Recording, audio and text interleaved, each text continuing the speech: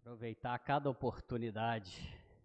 Aleluia. Pai, nós queremos continuar na Tua presença, Te adorando, bendizendo o Teu nome e agora tendo esse privilégio, Senhor, essa liberdade de meditar na Tua palavra, nas sagradas e santas Escrituras. Meu Deus, que essa palavra tenha poder em nós, Senhor. Sabemos que ela por si só, ela é poderosa, a semente tem vida, Senhor, mas a terra precisa estar preparada, arada, Senhor, ser uma boa terra para produzir. Que assim seja, ó Deus, o nosso coração nessa noite, um coração preparado para ouvir a Tua palavra, para receber uma semente viva, Senhor, que produza, Senhor, a 60, a 100 por um. Ó Deus, confirma, então eu te peço a Tua palavra em nome de Jesus. Amém. Irmãos, hoje eu fui ao médico, de repente comecei com um monte de problemas, isso aqui, dores, os caroços assim esquisitos e tal, e eu acabei indo no médico, e ao chegar lá, ele, Luiz, está sentindo? É muito interessante, gostei do médico, meio durão, mas é firme, interessante, sábio, e isso. Ele falou, ó, tudo isso tem uma só causa, então nós vamos descobrir qual é a causa disso.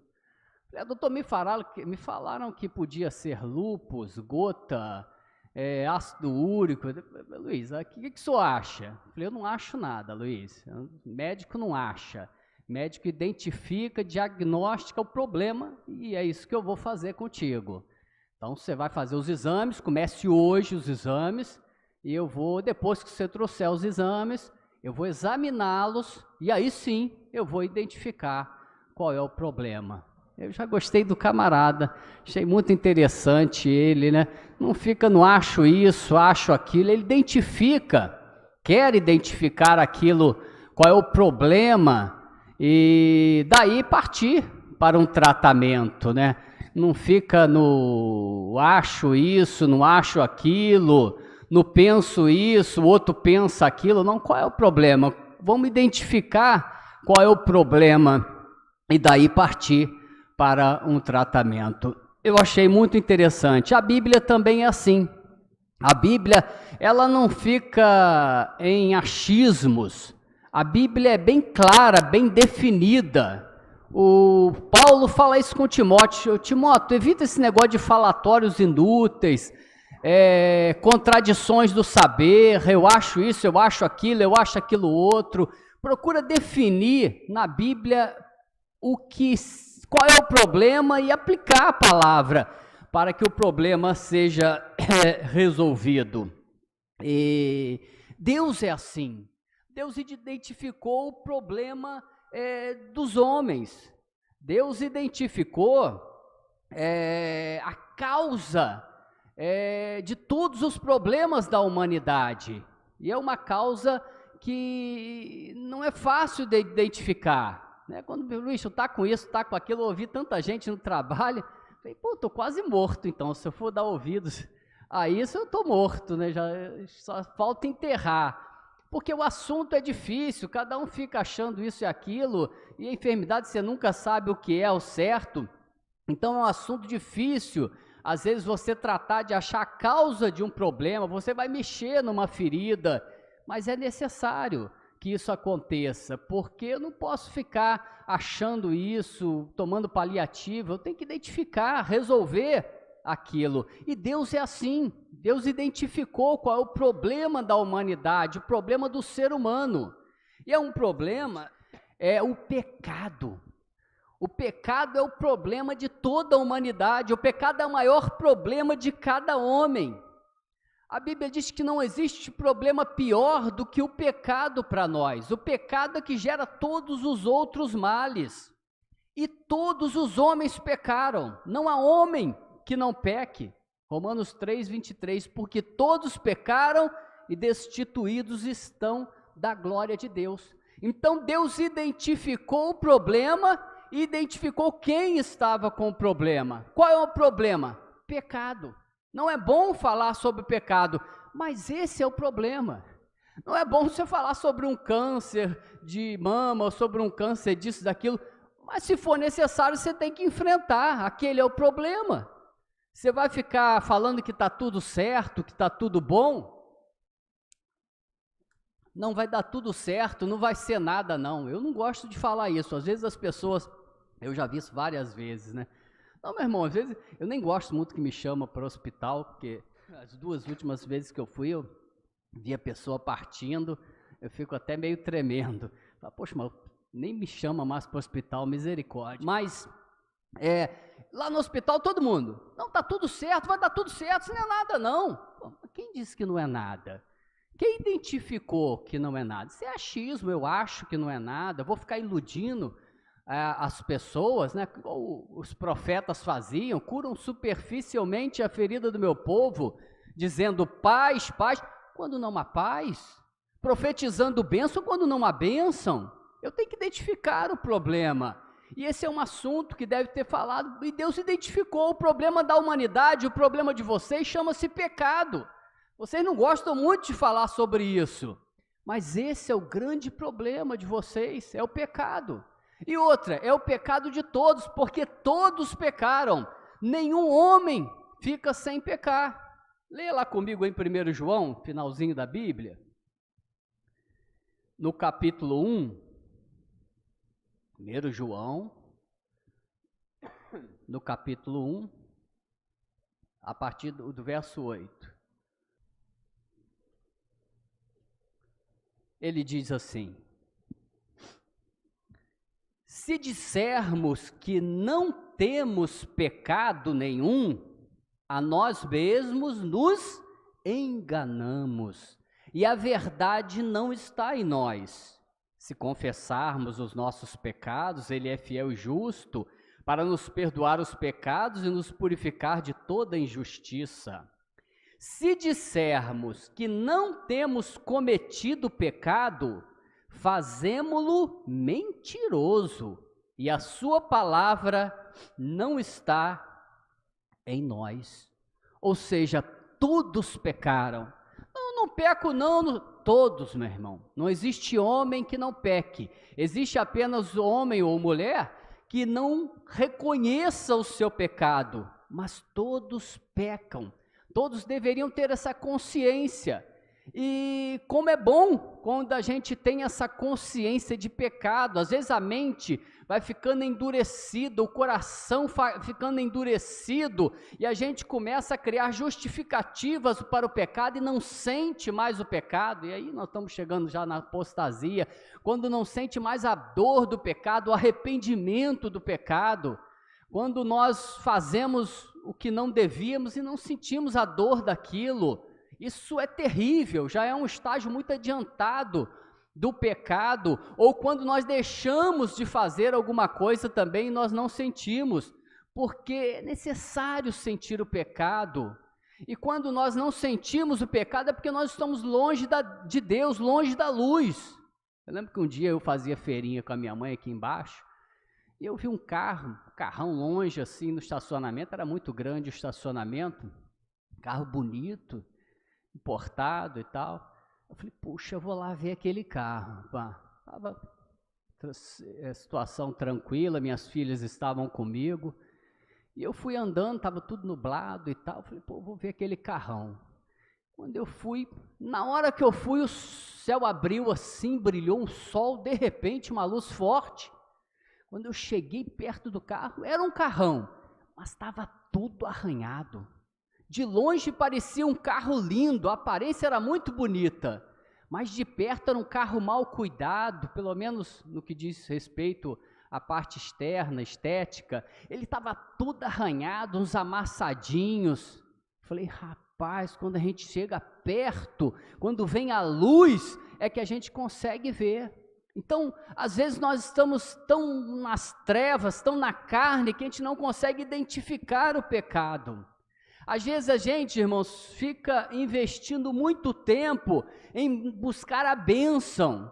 A gente investe tempo em campanha, investe tempo em oração, mas investe pouco tempo em identificar os pecados da nossa vida.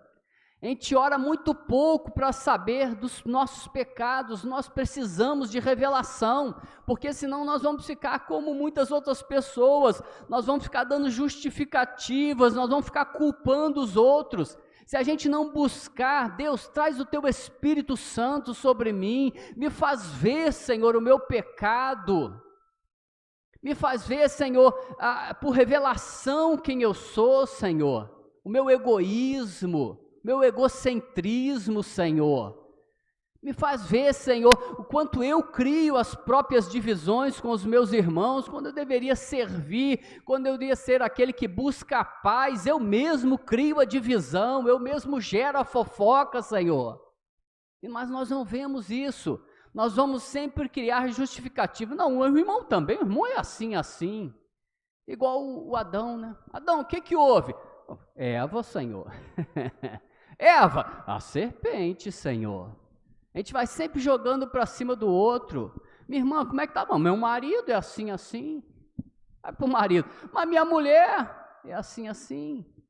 Ninguém assume o seu próprio erro. Nós precisamos dessa unção do Senhor, deste poder do Senhor, para que haja um reavivamento genuíno dentro de nós. Não adianta buscar poder, buscar fogo, buscar bênção, se não há um arrependimento verdadeiro. Todo avivamento procede de oração, mas a oração antes da oração, precedendo o arrependimento. As pessoas começam a se arrepender e chorar. Todos os avivamentos são assim. A história dos avivamentos são assim, as pessoas começam a sentir a dor do pecado deles, da cidade, começam a chorar, a gemer, e aí aquilo leva as pessoas à oração, e aí sim, há uma conversão genuína, uma mudança, um avivamento verdadeiro. E nós investimos pouco tempo no assunto chamado pecado, porque não é um assunto muito bom. Nós preferimos justificar os pecados, mas é o pecado que é o maior problema da humanidade, é o pecado que é o nosso maior problema. Não adianta orar muito se há pecado, não adianta fazer campanha se há pecado. A Bíblia diz em Isaías 59:1, eis que a mão do Senhor não está encolhida para que não possa salvar, nem surdo o seu ouvido para que não possa ouvir, mas as vossas iniquidades fazem separação entre vós e o vosso Deus, e os vossos pecados encobrem o seu rosto de vós, para que não vos ouça. A solução não é a campanha, a solução é tratar o pecado. É o pecado que nos afasta de Deus. É o pecado que nos impede de receber as bênçãos de Deus. Jeremias 5:25, as vossas iniquidades desviam de vós o vosso bem. O bem que Deus preparou para os seus filhos é desviado por causa do pecado. Então não adianta insistir quando há pecado, nós precisamos tratar o pecado, cuidar do pecado, amém? Que cada um de nós peça isso ao Espírito Santo de Deus, Senhor, vem me revelar o meu pecado, Senhor, não me deixe ficar cheio de justificativas, cheio de raciocínio, cheio disso e daquilo, não. Faz-me ver pelo teu Espírito, Senhor. Estava contando para os irmãos, eu ouvi essa ilustração há muito tempo atrás, não sei bem como é, mas eram duas pessoas que tinham duas plantações. Eu acho que deu problema numa das fontes, secou e ficou a fonte do servo de Deus. E começou aquela briga, o vizinho pegava a água dele para lá, ele pegava para cá e começaram a discutir daqui e dali, e o servo de Deus começou, né? Senhor, em nome de Jesus, ele está se levantando contra o teu ungido, Senhor. Eu sou o teu ungido, eu sou teu servo, Senhor. E não adiantou nada, ele continuou orando, e o camarada, aquela briga de água daqui, discussão dali. Senhor, eu te peço, Senhor, que tu me vingues, Senhor, que tu faça alguma coisa, a vingança pertence a ti, eu não quero fazer nada, mas eu sou o teu ungido, Senhor, faz alguma coisa, Senhor. Ele começou a orar, Senhor, tu não vais me ouvir, Senhor, olha o que ele está fazendo, ele está humilhando, quebrantando o teu servo, Senhor. Aí o Senhor de noite falou com ele assim: meu servo, levanta bem cedo, rega toda a plantação dele, como servo que você é, e depois você rega toda a sua plantação. E ali acabou esse problema. Ele estava cheio de direitos, na cabeça dele ele era o certo, ele era o ungido do Senhor, aquele era um ímpio, era um adversário, na cabeça dele apenas. Para o Senhor, as coisas eram totalmente diferentes. Irmãos, estão entendendo o que eu quero falar do engano do pecado? O pecado nos engana, o pecado endurece os nossos corações, nos traz justificativas, desculpas. Então nós precisamos do auxílio do Espírito Santo, nós precisamos em oração saber aquela situação que o Senhor quer fazer. Amém? Então Deus identificou o maior problema, era o pecado, mas Deus também trouxe solução para esse pecado, que foi a morte de Jesus na cruz do Calvário. O salário do pecado é a morte, mas o dom gratuito de Deus é a vida eterna em Cristo Jesus. Jesus fez provisão, irmãos, pelos nossos pecados. Jesus trouxe a provisão para tudo aquilo que nós fizemos, todos os nossos pecados passados. Ele falou assim: vocês não vão ser mais escravos do pecado, vocês não estão mais debaixo dessa lei. Agora vocês estão em Cristo Jesus, libertos dos pecados passados. Ele cancelou o escrito de dívida que era contra nós. Agora vocês são libertos desse pecado passado e não vão mais viver na prática desse pecado. Vocês podem até pecar, mas não vão viver mais na prática do pecado. E é isso que eu queria ler um pouquinho com os irmãos, enfatizar um pouquinho isso. 1 João ainda, no capítulo 3, no verso 9. Capítulo 3, verso 9. Ele fez a provisão, nos libertou dos nossos pecados, da nossa vida passada, nos perdoou. Todo aquele escrito de dívida que era nosso, ele cravou na cruz do Calvário, mas ele falou assim: agora vocês não vão viver na prática do pecado. Vocês vão até pecar, mas não pode ter mais prática do pecado. Vocês não podem se conformar com uma vida em pecado mais. Vocês podem até pecar. E eu fiz a provisão para a vida passada, e eu fiz a provisão para o futuro também. Porque quando vocês pecarem no futuro, é só vocês se arrependerem e confessarem cada pecado de vocês. Só não pode continuar na prática do pecado. Verso 9. Todo aquele que é nascido de Deus não vive na prática do pecado, pois o que permanece nele é a divina semente. Ora, esse não pode viver pecando, porque é nascido de Deus. Ou seja, não sou mais escravo do pecado, não vivo mais naquelas práticas antigas. Antigamente aquilo era uma prática voluntária. Eu pecava voluntariamente, não sentia a dor do pecado e continuava praticando. Quando eu venho para Jesus, muda a história. Eu não mais pratico aquilo voluntariamente. Hoje é um desastre. Hoje é um acidente se eu cometer aquilo que eu cometia no passado. Amém? Você está entendendo isso? Isso é muito importante entender. Eu não posso continuar naquela vida que eu tinha do mundo, de maneira alguma, naquela prática do mundo, não. Mas não quer dizer que eu também não vou pecar. Só que hoje eu sinto a dor do meu pecado. Antes eu praticava voluntariamente, hoje não. Hoje, se eu cometer um erro, é um desastre para mim, é um acidente para mim. E eu vou rapidamente confessar aquele pecado. E eu devo confessar, irmãos, todos os pecados. Amém? Eu não posso entrar nessa. Senhor, perdoa todos os meus pecados em nome de Jesus. Amém? Eu não concordo com essa frase. Eu acho que o pecado, não sei quem disse isso, tem nome. Eu já ouvi isso várias vezes, mas não sei de onde vem.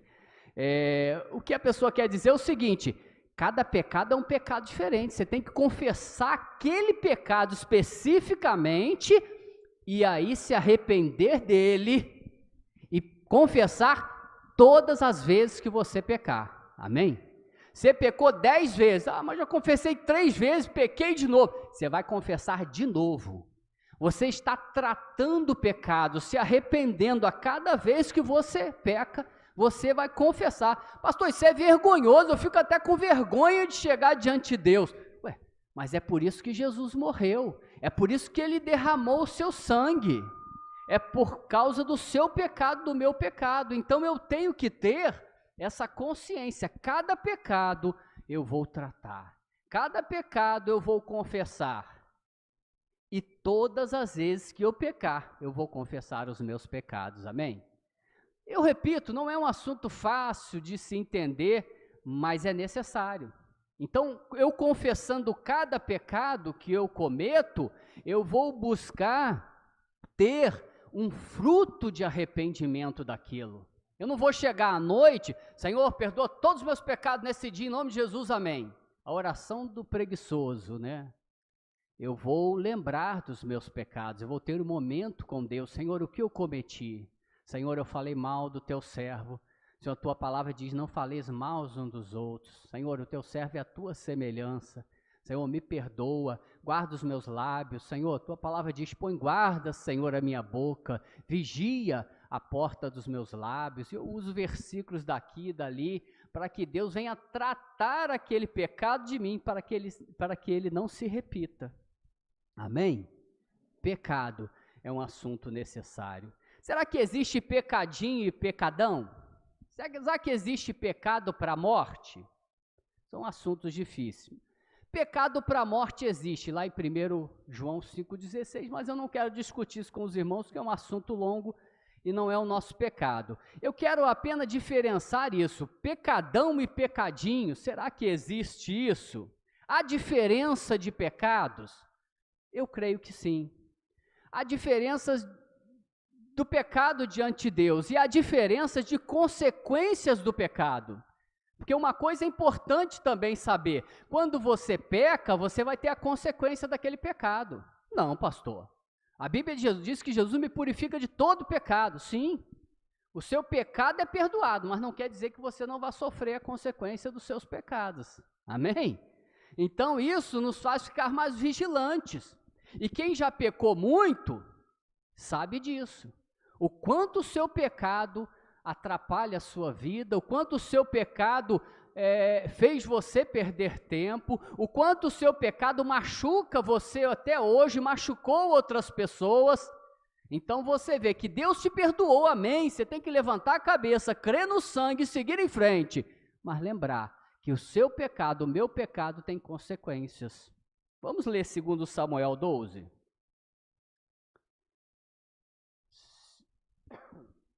2 Samuel 12, a partir do verso 1.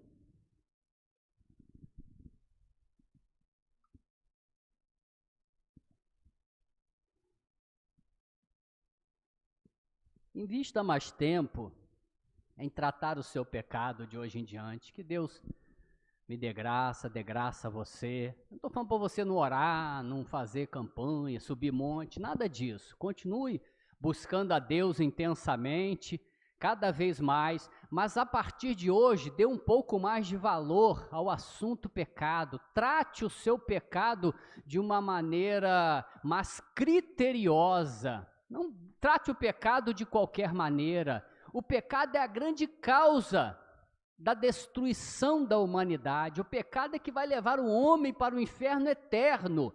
É o pecado que fará isso. O Senhor enviou Natã a Davi. Chegando Natã a Davi, disse-lhe: havia numa cidade 2 homens, um rico e outro pobre. Tinha o rico ovelhas e gado em grande número, mas o pobre não tinha coisa nenhuma, senão uma cordeirinha que comprara e criara, e que em sua casa crescera, junto com os seus filhos, comia do seu bocado e do seu copo bebia. dormia nos seus braços e a tinha como filha. Vindo um viajante ao homem rico, não quis esse tomar das suas ovelhas e do gado, para dar de comer ao viajante que viera a ele. Mas tomou a cordeirinha do homem pobre e a preparou para o homem que lhe havia chegado. Olha como o coração de Davi estava endurecido, até o Davi se endureceu. Ele pecou, mas não tinha consciência do seu pecado, não sentia o seu pecado. Ele estava muito vendo o pecado dos outros, o pecado daquele homem rico que pegou a cordeirinha para dar para o viajante. Ele viu o pecado dos outros, ele viu, ficou enfurecido com o pecado dos outros. Às vezes a gente é assim, né? Quando o nosso coração se endurece, o irmão peca aqui, faz uma coisa ali, lá, a gente se enfurece. Pô, mas que absurdo o irmão fazer isso, rapaz. Que absurdo um pastor, uma irmã, rapaz. E tal, com o pecado dos outros a gente se enfurece, mas não consegue reconhecer os próprios pecados. Ele estava endurecido pelo pecado, ele estava pecando assim como que sequencialmente, ele adulterou, ele matou, ele foi se endurecendo. O pecado endurece a qualquer um, por isso que é necessário tratar o pecado, por isso é necessário fazer o que eu estou falando, ser mais criterioso. Senhor, revela tu o meu pecado, Senhor, revela quem eu sou, Senhor. Eu não sei quem eu sou claramente, Senhor, eu me acho assim, assado, mas és tu que sabe quem eu sou verdadeiramente, Senhor. Me fala quem eu sou, me revela, Senhor, quem eu sou. E às vezes você vai ter uma surpresa com aquela revelação. Você vai saber que você está agindo totalmente contrário ao que Deus queria. Você vai entender que você está tomando uma decisão contrária ao que Deus queria. Você está raciocinando totalmente contrário ao pensamento de Deus, porque você está na mente humana, nas suas razões, nos seus direitos, e você não consegue ver o seu pecado pela dureza do seu coração. Então o furor de Davi se acendeu sobremaneira contra aquele homem e disse a Natã: tão certo como vive o Senhor, o homem que fez isso deve ser morto. Verso 6. E pela cordeirinha restituirá 4 vezes, porque fez tal coisa e porque não se compadeceu. Então disse Natã a Davi. Eu admiro os profetas do passado por isso. Eles eram muito firmes na palavra de Deus. Não havia reis, não havia títulos. Eu creio que eram homens que não falavam com arrogância, com soberba, mas eles eram firmes naquilo que tinham que falar. Hoje nós somos muito políticos, irmãos, e muitos irmãos perecem, e a igreja vai se envolvendo muitas vezes em hipocrisia, em fofocas, porque nós queremos dar jeitinho em tudo, para o irmãozinho não ficar chateado, para a irmãzinha não ficar chateado. Às vezes a gente está querendo acertar a igreja pela política, ninguém acerta, porque não é bem assim e tal. Não, meu irmão, a gente fala aí, a gente vai querendo dar jeitinho nas coisas. Às vezes a gente tem que ser mais claro, mais verdadeiro. Falar as verdades, sempre com amor, nunca com ira, com imposição, com soberba, mas nós temos que ser mais sinceros uns com os outros. Nós usamos muito de política, isso eu falo por mim, em Petrópolis, nós somos muito políticos às vezes, querem muito levar jeitinho. O profeta Natan não, ele foi claro, ele estava falando com o rei, o grande rei Davi, reconhecido por toda a terra, mas ele foi firme. Tu és o homem, assim diz o Senhor, Deus de Israel. Eu te ungi rei sobre Israel e eu te livrei da mão de Saul. Dei-te a casa de teu senhor e as mulheres de teu senhor em teus braços, e também te dei a casa de Israel e de Judá. E se isto fora pouco, eu teria acrescentado tais e tais coisas. Por que, pois, desprezaste a palavra do Senhor, fazendo o que era mal perante ele? A Urias, o heteu, feriste a espada, e a sua mulher tomaste por mulher, depois de o matar com a espada dos filhos de Amon.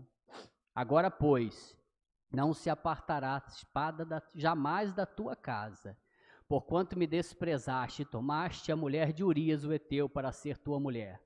Assim diz o Senhor, eis que da tua própria casa suscitarei o mal contra ti, e tomarei tuas mulheres à tua própria vista, e as darei ao teu próximo, qual se deitará com elas em plena luz deste sol. Porque tu o fizeste em oculto, mas eu farei isto perante todo Israel e perante o sol. Então disse Davi a Natã, ele caiu em si. Pequei contra o Senhor.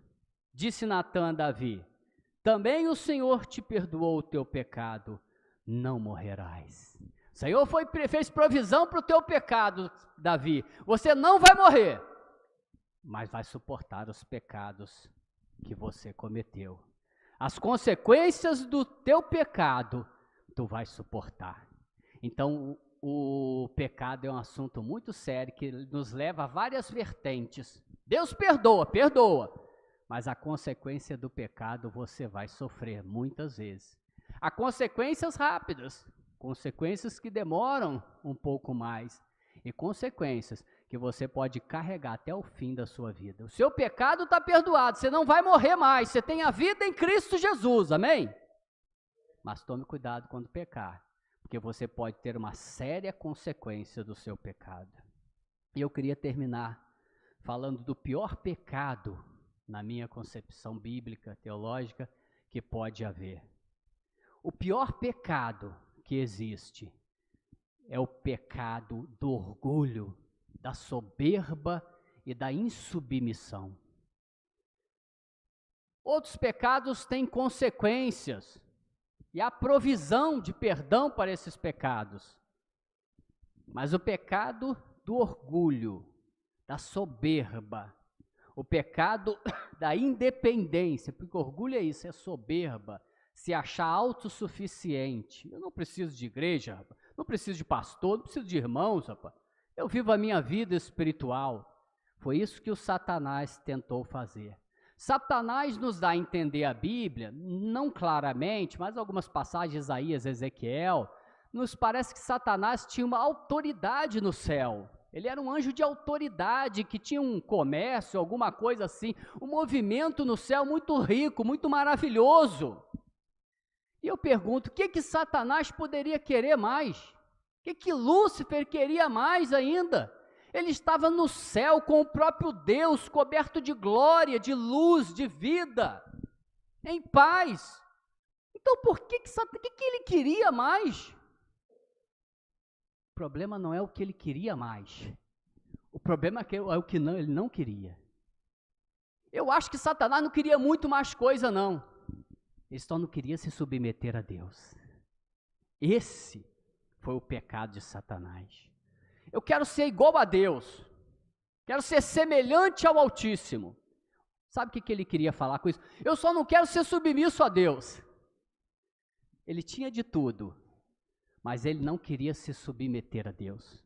Eu acho esse o terrível pecado que está se manifestando na humanidade, que vai se concretizar na época do anticristo. O abandono de Deus. E o homem da mesma maneira. O que Adão e Eva queriam mais, irmãos? Eles estavam no paraíso, no jardim glorioso. Eles conversavam com Deus todas as tardes. Ou já imaginaram isso?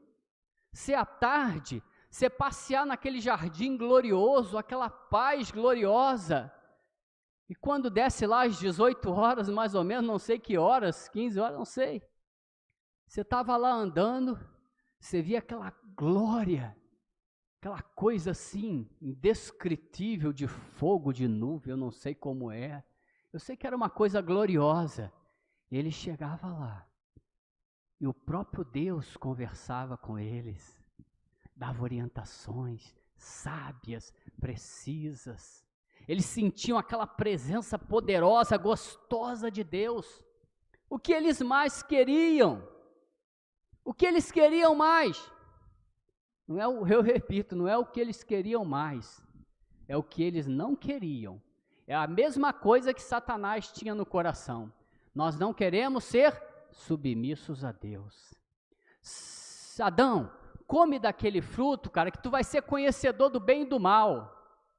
Ou seja, você daí por diante, você não vai precisar ficar encontrando com Deus, batendo papo com Deus, ouvindo Deus, cara. Você pode viver sua própria vida, você vai ser um adulto, rapaz. Você vai discernir o que é certo e você vai discernir o que é errado. Pronto, é o bastante para você viver, rapaz. Isso é morte. Discernir o que é certo e errado, viver pelo que é certo e errado, é morte. Porque ninguém consegue não deixar ser totalmente certo e ninguém consegue deixar de cometer algum erro. Viver pelo que é certo, viver pelo que é errado, é morte. Nós dependemos de Deus, amém? Eles dependiam de Deus, sim. Eles tinham que estar com Deus todos os dias, sim. Esse espírito é incutido na humanidade, é incutido na igreja. Meu irmão, você é um homem, rapaz. Vai se submeter a pastor, a igreja, rapaz. Pisou no seu calo, você sai daqui, vai para outra igreja, rapaz. Você vai abaixar a cabeça, você ganha o teu salário, rapaz. Você cuida da sua casa, você tem a sua casa. Você vai deixar um pastorzinho ficar se metendo na sua vida, rapaz. Ninguém pode se meter na sua vida, não. Você sabe o que é certo ou errado, rapaz. Você comeu daquela frutinha também lá do que é certo e errado. Agora você pode viver por isso.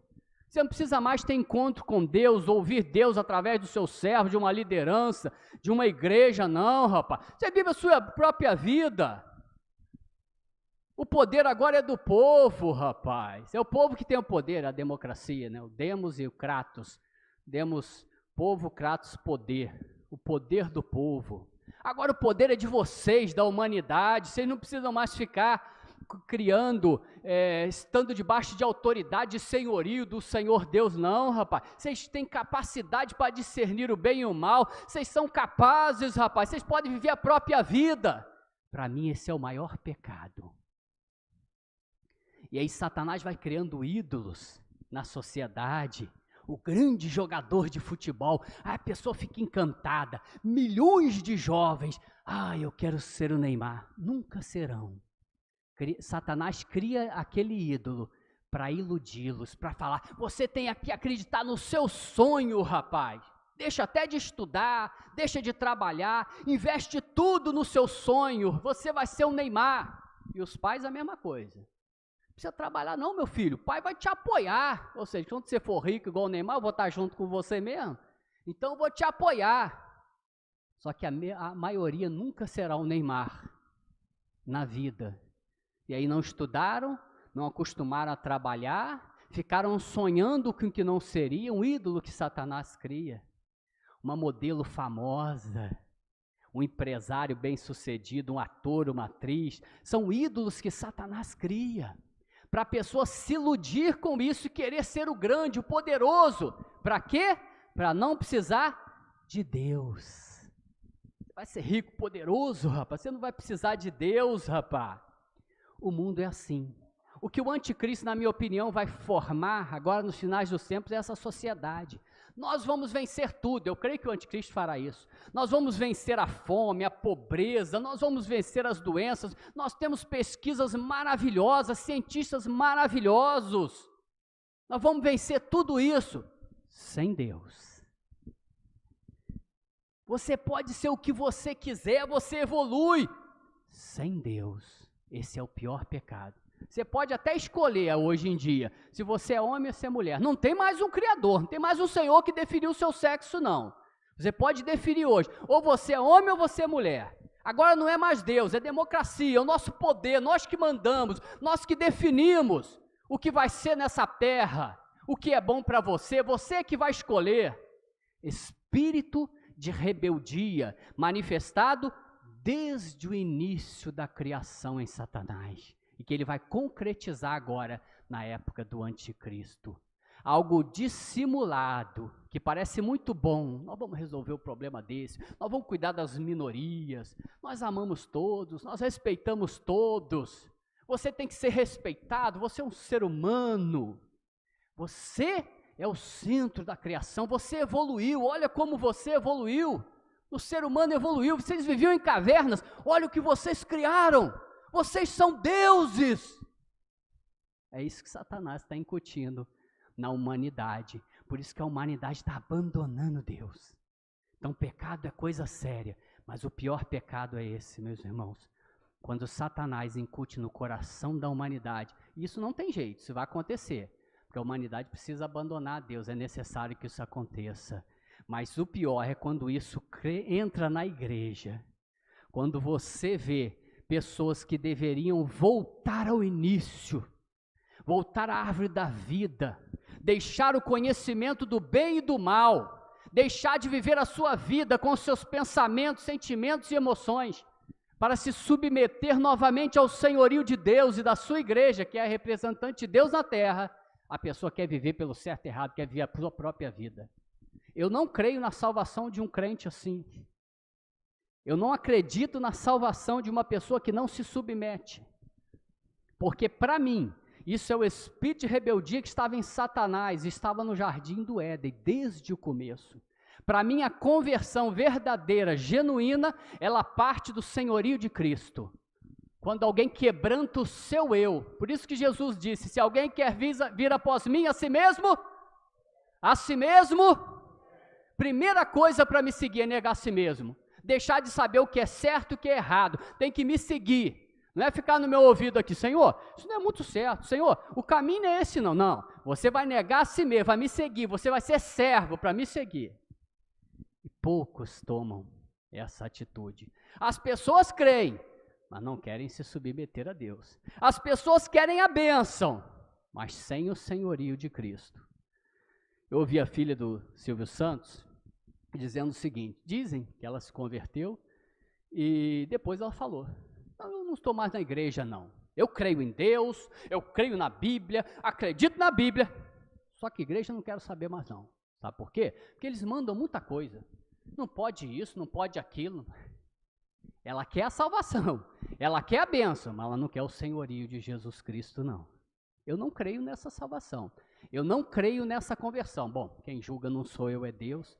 Eu não creio na salvação, para ser sincero, também a minha opinião não vale muita coisa nesse aspecto, porque o juiz é Deus, mas eu não creio na salvação dos grandes.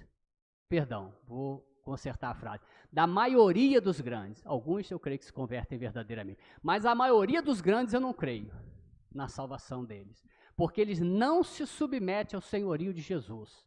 Eles querem Deus, eles querem a salvação, e se possível ainda mais bênção, já são grandes, já tem bênção, se possível ainda quero mais bênção, mas sem o senhorio de Jesus Cristo. Eu boto faixinha de Jesus aqui quando eu fizer um gol, mas a minha vida ninguém fala comigo não, meu irmão. A minha vida, pastor, não se mete não. Já dou meu dízimo lá, sou jogador famoso, dou uma grana lá para a igreja vai se meter na minha vida? A minha vida particular eu faço o que eu quiser. Ou seja, não há submissão ao senhorio de Jesus. E Jesus é salvador daqueles de quem ele é o Senhor. Então, que Deus nos dê mais critério, irmãos, para pensarmos, mas redundantemente aí, criteriosamente sobre o pecado, porque é o que destruiu a humanidade, o que destrói o homem, é a causa da destruição do homem e da humanidade, chama-se pecado. E deve ter mais atenção, deve ser confessado cada pecado, cada erro. Todas as vezes que você pecar, você tem que confessar e procurar produzir frutos de arrependimento. E por último, cuidado com a maior dos pecados, que é o orgulho, que é viver a sua própria vida, viver pelo certo, viver pelo errado. Assim foi Adão. Esse negócio de viver pelo certo e pelo errado parece muito certo, mas não é. Salvo é quem morreu para o mundo, está em Cristo Jesus, é servo de Jesus. Não é quem faz o que é certo, nem quem deixa de fazer o que é errado. Não é isso que traz salvação. Salvação é estar em Jesus Cristo, e Jesus como Senhor da tua vida. E Jesus tem uma igreja aqui que você deve respeitar. Líderes, pessoas com um corpo que representa a autoridade de Deus. Não se rebele contra esse corpo. E se você quiser ser um crente avulso, na minha concepção teológica, você não tem salvação. Eu não terei salvação se quiser estar na igreja e viver a minha própria vida. Para mim, teologicamente, pelo que eu li, não há salvação para essas pessoas assim. E, a princípio, não creio na maioria dessas conversões. Esse espírito vem lá do diabo, desde o início. Glória maravilhosa, tinha quase tudo. Só não quero ser submisso a Deus. Incutiu isso na mente do homem. Rapaz, você não precisa mais ficar conversando, obedecendo a Deus. Você sabe o que é certo e errado, pronto. E aí veio na humanidade. E a humanidade tenta de tudo para deixar Deus de lado. Ela tenta a cura das doenças, resolver o problema da pobreza, procura conseguir a paz sem Deus. É isso que o inimigo vai fazer, o anticristo manifestará no final dos tempos. Vai fazer tudo isso sem Deus, para que as pessoas realmente apostem na fé e aí se revoltem, e a revolta será clara contra Deus. Mas que Deus nos dê graça de cuidarmos e tratarmos o pecado e principalmente tomarmos cuidado com o pecado do orgulho, da insubmissão. Amém? Vamos colocar de pé e orar.